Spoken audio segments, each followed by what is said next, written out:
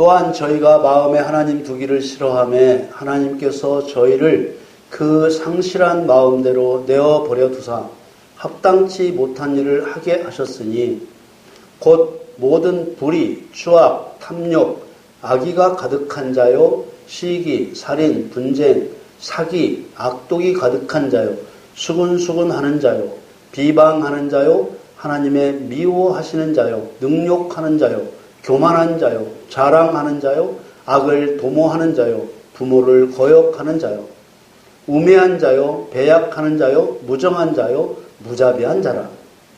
저희가 이 같은 일을 행하는 자는 사형에 해당하다고 하나님의 정하심을 알고도 자기들만 행할 뿐 아니라 또한 그 일을 행하는 자를 옳다 하느니라. 사랑하는 성도 여러분, 미가서를 기록한 미가는 예수님께서 이 세상에 오시기 전 약 700년 전후에 활동했던 선지자입니다. 하나님께서는 미가를 통해서 그리스도가 베들레헴에서 나타나실 것이라고 정확하게 예언하게 하셨습니다. 미가서 5장 2절에 보면 베들레헴 에브라다야 너는 유다 족속 중에 작을지라도 이스라엘을 다스릴 자가 내게로 나올 것이라. 그의 근본은 상고의 태초니라. 하나님이신 예수님은 약속대로 작은 마을에 겸손의 왕으로 오셨습니다. 미가를 통해 기록하신 미가서는 하나님의 말씀임과 동시에 역사적인 기록입니다. 미가서가 예수님께서 이 세상에 오시기 대략 700년 전에 기록되었다는 사실은 역사적인 사실이라 그 말입니다. 700년이란 기간은 결코 짧은 세월이 아닙니다. 지금으로부터 700년 전 우리나라는 조선시대도 아니고 까마득한 고려시대입니다. 지금 세계 최고로 강력한 미국의 뿌리가 시작된 지도 400년이 조금 넘었을 뿐입니다. 400년 동안 상상도 못할 발전과 변화가 그 나라에 있었습니다. 이처럼 700년은 결코 짧은 기간이 아닙니다. 하나님은 700년 전 예언했고 그 예언 그대로 말씀을 이루셨습니다. 이렇게 미리 예언하시고 그 예언대로 이루시는 성경의 구조를 보면서 에덴 동산에서 일어난 선악과 사건에는 무슨 의미가 들어있을까? 이렇게 생각을 했습니다. 하나님께서는 하와가 뱀에게 속아서 선악과를 따먹을 줄을 뻔히 아셨음에도 왜 동산 중앙에 선악과를 두셨을까? 이 선악과 사건에는 마음에 하나님을 상실한 인간이 비참한 죄에 빠졌다가 그리스도와 합력하여 원수를 멸하여 의를 행함으로 하나님을 다시 회복하게 하시는 예언이 감추어져 있었습니다. 예수 그리스도를 구주로 믿는 그리스도인들은 가능하다면 수월하게 천국에 들어가고 싶어 하는 것이 사실입니다. 다 그런 것은 아니지만 그리스도인들은 오랫동안, 너무나 오랫동안 쉬운 구원론을 들었습니다. 그렇게 오랫동안 쉬운 구원론을 듣다 보니 천국에 들어가는 것을 어렵게 여기는 그리스도인들이 별로 없습니다. 어떻게 해야 영생에 들어가는 것인지 알고 싶어 하지도 않습니다. 이미 자신의 구원이 확정되었다고, 완성되었다고 생각하는 사람이 관심이 있을 리가 없는 것이죠. 하나님을 마음에 두지 않는 심각한 죄 가운데 있는 그리스도인조차도 천국 가는 것에 걱정하는 사람을 저는 본 적이 없습니다. 누가복음을 연속 설교하면서 언급을 한 적이 있습니다. 베들레헴으로 그리스도가 오실 것이라는 예언을 이루시기 위해서 하나님께서 언제부터 어떻게 일하셨는지 묵상해 보면은 하나님의 치밀하심에 놀라지 않을 수가 없습니다. 요셉과 마리아는 갈릴리 나사렛에서 살고 있었습니다. 나사렛에서 베들레헴까지의 거리는 대략 144km, 360리가 넘는 거리입니다. 아이를 가져서 만삭이 된 여인이 임실에서 천안까지나 되는 거리를 걸어갈 일이 없는 것이죠. 그런데 그들은 걸어갔습니다. 로마 황제 가이우스 옥타비아누스, 이 황제가 각각 자기의 고향으로 돌아가서 호적에 등록하라고 명령했기 때문에 안 갈 수가 없었던 것입니다.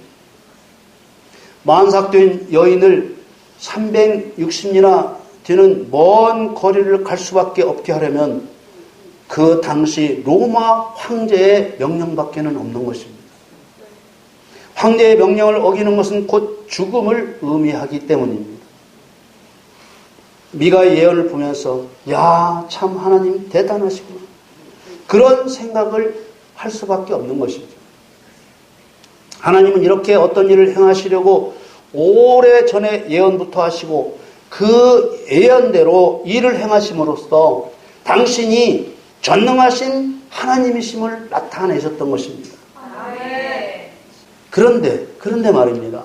하나님이 어떤 분이시라고 물어보면 대답도 못하는 그리스도인이 천국을 간다고 하니 기가 막히는 것이죠. 거짓말쟁이들은 그렇게 말합니다. 야, 하나님이 어떤 분인지 모르면 어때? 천국은 믿음으로 가는 것이지 하나님을 알아야만 가는 것이냐라고 또 거짓말을 합니다. 이사야서 43장 10절을 보겠습니다. 나 여호와가 말하노라. 너희는 나의 증인, 나의 종으로 택함을 입었나니 이는 너희로 나를 알고 믿으며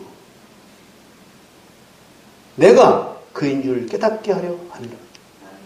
나의 전에 지음을 받은 신이 없었느니라. 나의 후에도 없으리라.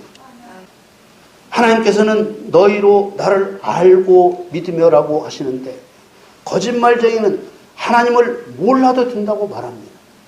거짓말쟁이들은 어느새 하나님의 말씀도 뒤집어 엎는 하나님보다 높은 자리에 앉아 있는 것입니다.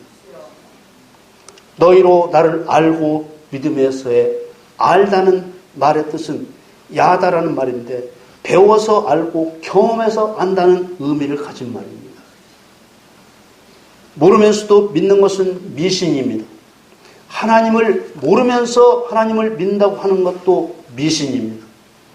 하나님이 어떤 분이신지 배워서 알고 경험해서 알고 믿어야 하는 것입니다. 그게 하나님의 뜻이고 알고 믿는 것이 진실된 믿음입니다. 하나님께서 배워서 알고 경험해서 알게 된 하나님을 말로써 증언하고 행동으로써 증명함으로써 여호와께서 창조주 하나님이심을 증거하라는 것입니다. 내가 그인 줄 깨닫게 하려 함이라. 여호와 하나님이 창조자시오 구원자시오 구속자시오 너희의 거룩한 자시오 만왕의 왕이시라는 것을 배워서 알고 경험해서 알아야 한다는 것입니다. 출애굽기 33장 19절에 여호와께서 가라사대 내가 나의 모든 선한 형상을 내 앞으로 지나게 하고 여호와의 이름을 내 앞에 반포하리라. 나는 은혜 줄 자에게 은혜를 주고 긍휼히 여길 자에게 긍휼을 베푸느니라. 하나님께서는 모든 사람에게 은혜와 긍휼을 베푸시는 것이 아닙니다. 하나님이 어떤 분이신지도 모르는 사람에게 은혜와 긍휼을 베풀지 않습니다. 하나님께서는 본질적으로 자비롭고 은혜롭고 인자하시며 진실한 분이시지만 형벌을 받을 자에게는 결코 은혜와 자비를 베풀지 않습니다. 출애굽기 34장 6절 7절을 보고 확인해 보겠습니다.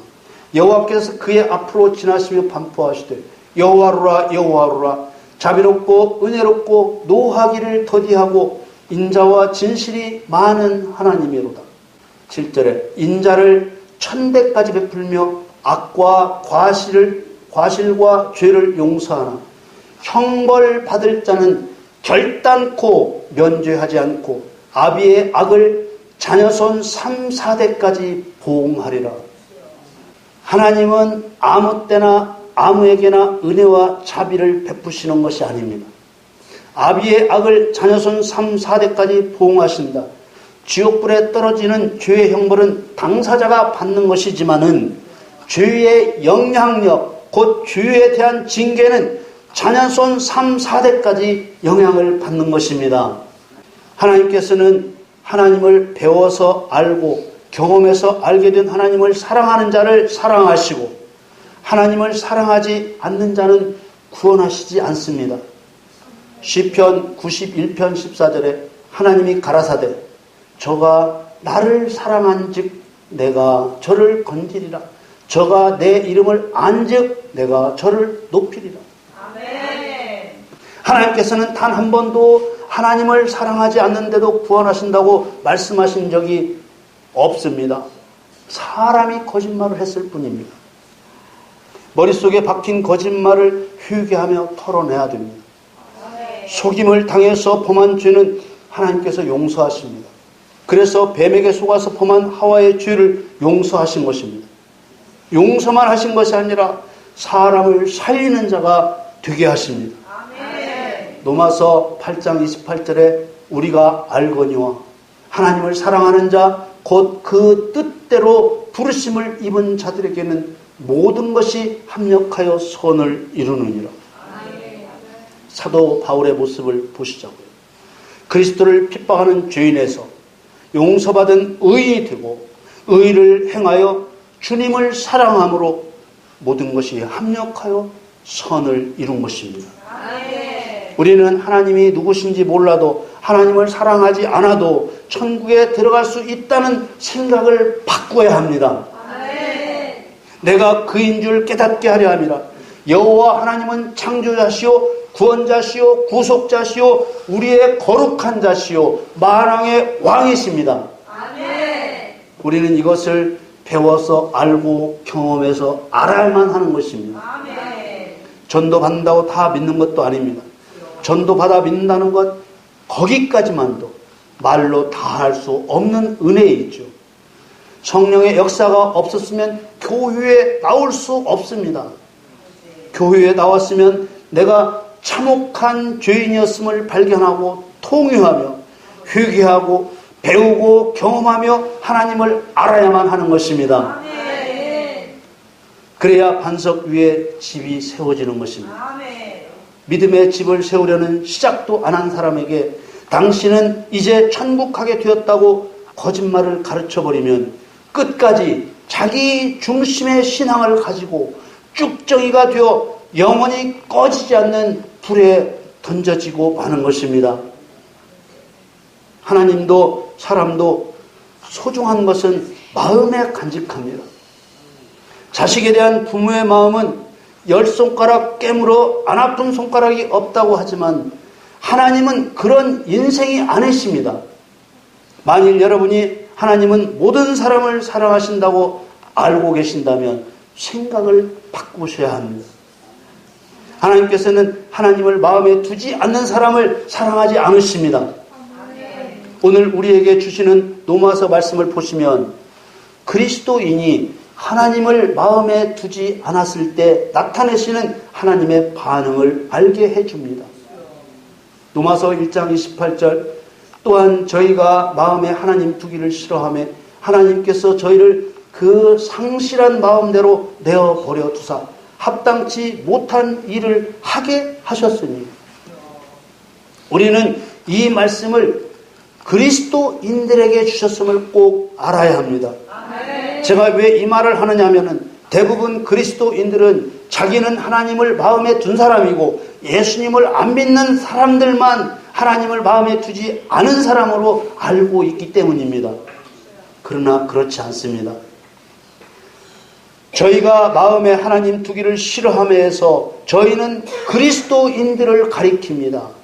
그러니까 이 말씀은 응당 하나님을 마음에 두어야 할 그리스도이면서도 하나님을 마음에 두기 싫어하는 사람을 말하고 있는 것입니다.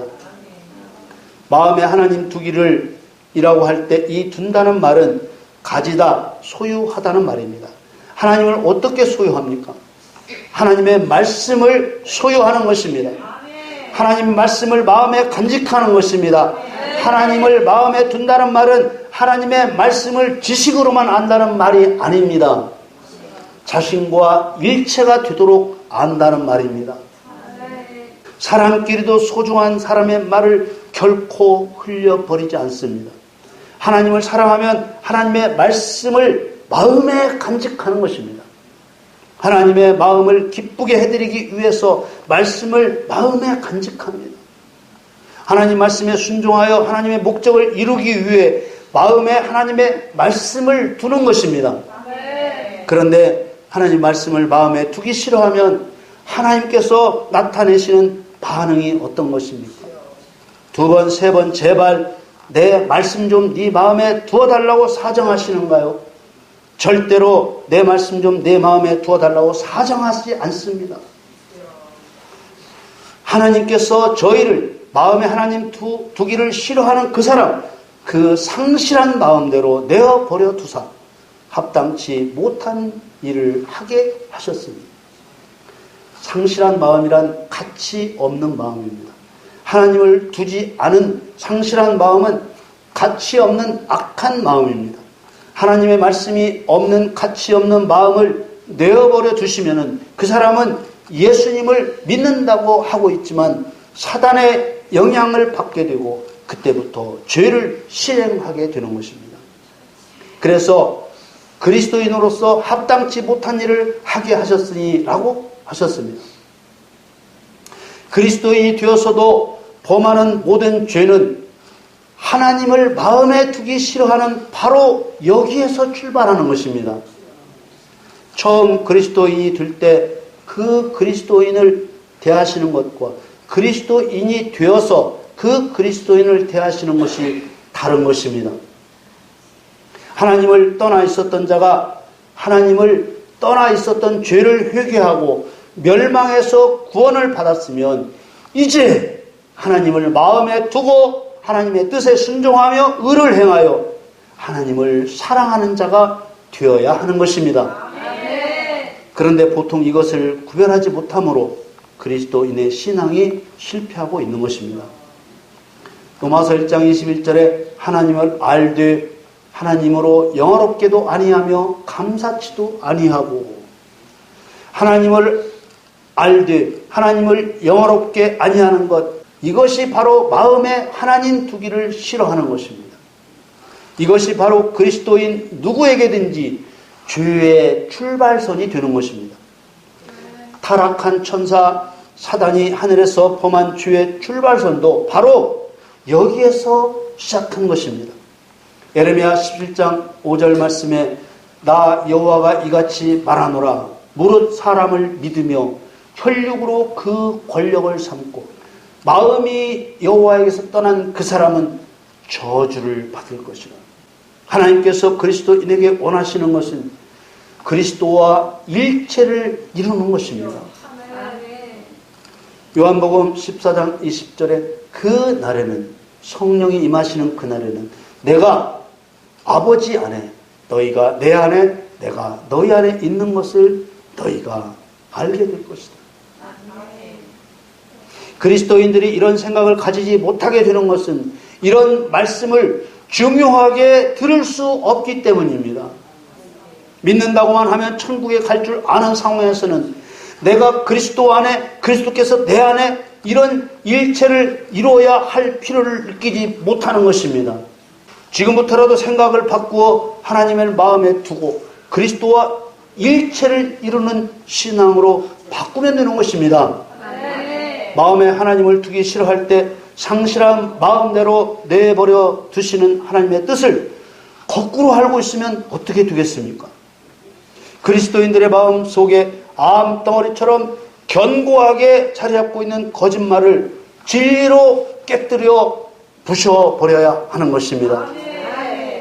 이제부터, 지금부터 하나님을 마음에 두고 하나님의 뜻을 이루는 사람이 되기로 마음먹고 기도하며 행동으로 옮기면 되는 것입니다. 베드로 사도가 성령 받고 예루살렘에서 처음으로 복음을 전할 때 일어났던 일이 이 시대에는 희귀해진 것이 너무나도 안타깝습니다. 사도행전 2장 36절에 너희가 십자가에 못 박은 이 예수를 하나님이 주와 그리스도가 되게 하셨느니라. 이렇게 말씀을 전하자 듣는 사람들이 뭐라고 했습니까? 37절 말씀에 저희가 이 말을 듣고 마음에 찔려 베드로와 다른 사도들에게 물어 가로되 형제들아 우리가 어찌할꼬 하거늘. 왜 오늘날에는 우리가 어찌할꼬라는 말을 들을 수가 없는 것입니까? 여러분, 예수님을 십자가에 못 박은 사람들이 유대인들 뿐입니까? 그렇지 않습니다. 예수님은 내 죄 때문에 십자가에 못 박히셨습니다. 내가 예수님을 십자가에 못 박은 것입니다. 그래서 너희가 십자가에 못 박은 이 예수라고 하면 나를 바라봐야 하는 것입니다. 그러나 그동안 우리는 예수님을 십자가에 못 박은 사람은 내가 아니라고 생각했습니다.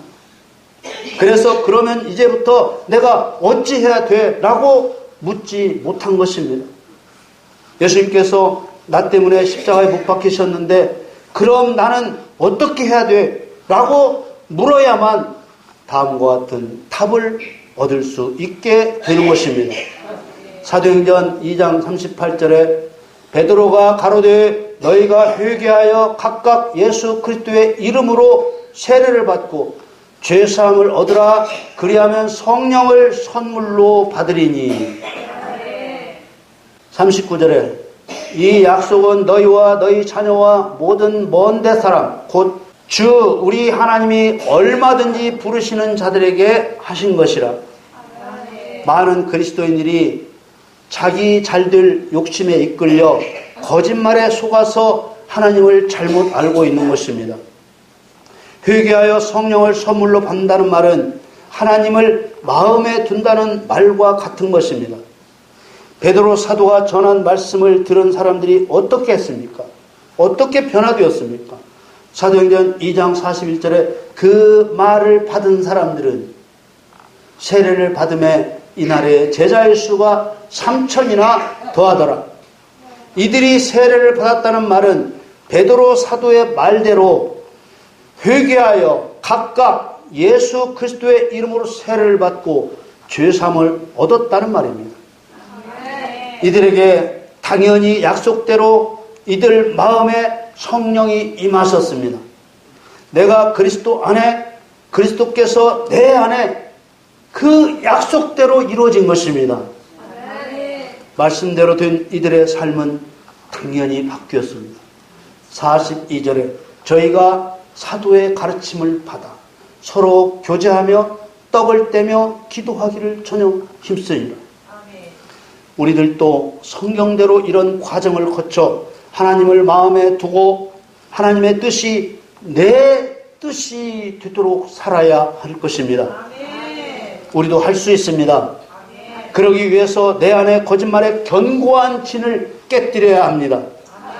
그리스도인으로서 하나님을 마음에 두기 싫어하면 그 다음 하나님께서 그 그리스도인에게 하시는 일은 그 상실한 마음대로 내어버려 두시고 합당치 못한 일 곧 죄에 빠지게 하신다는 사실을 말씀대로 인정해야 되는 것입니다.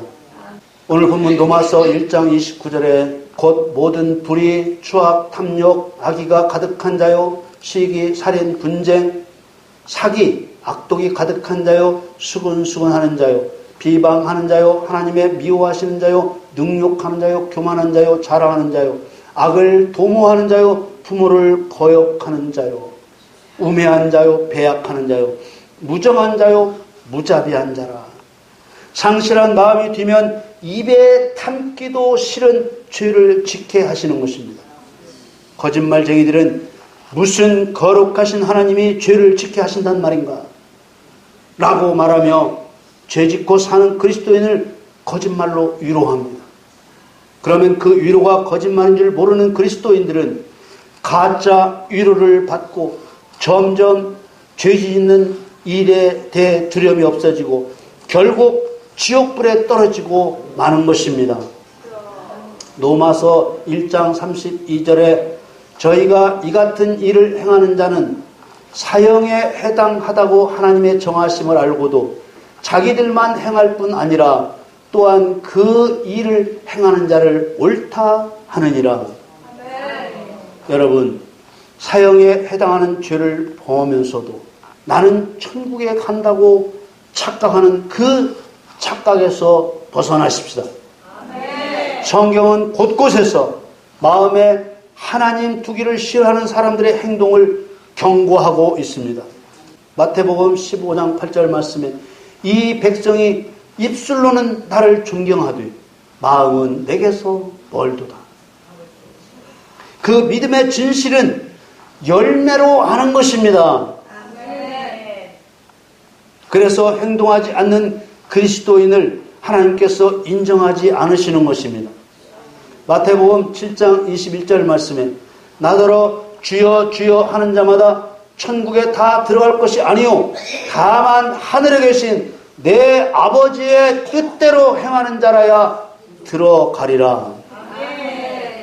믿음과 은혜로 사망에서 건짐을 받는 구원을 받았으면 반드시 아버지의 뜻대로 행하는 그리스도인이 되어야 합니다.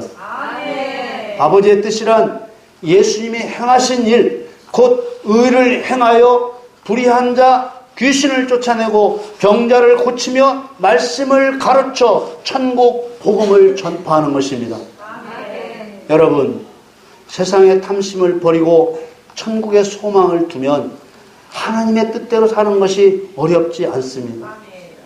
의를 행함도 없이 구원도 거저 얻으려 하고 기도도 없이 병도 거저 고치려 하고 하나님을 이용해서 부자나 되려 하고 세상에서는 인심을 베풀면서 하나님께는 인색하고 성도에게도 인색하고 목사의 영적인 조언을 무시하고 있다면 그 사람은 자신을 하나님을 마음에 두기 싫어하는 상실한 마음을 가진 사람으로 진단해야 될 것입니다.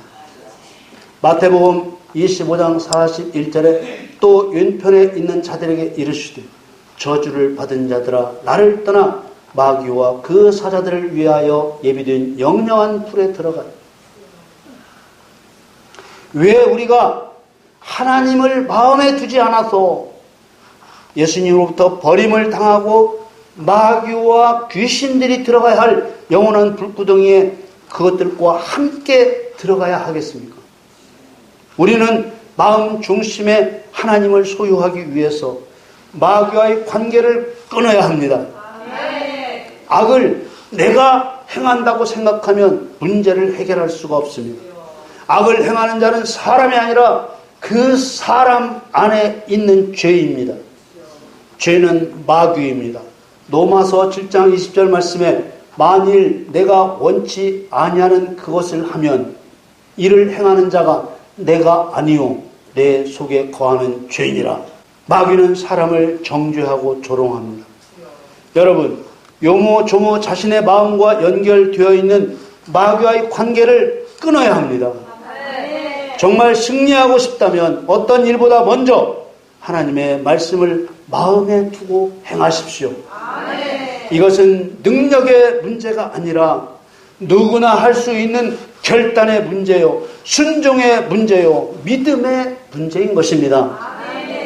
여러분, 모두 마음 중심에 하나님의 말씀을 소유하고 의를 행함으로써 그리스도와 함께 선을 이루시기를 예수 그리스도의 이름으로 간절히 축원합니다.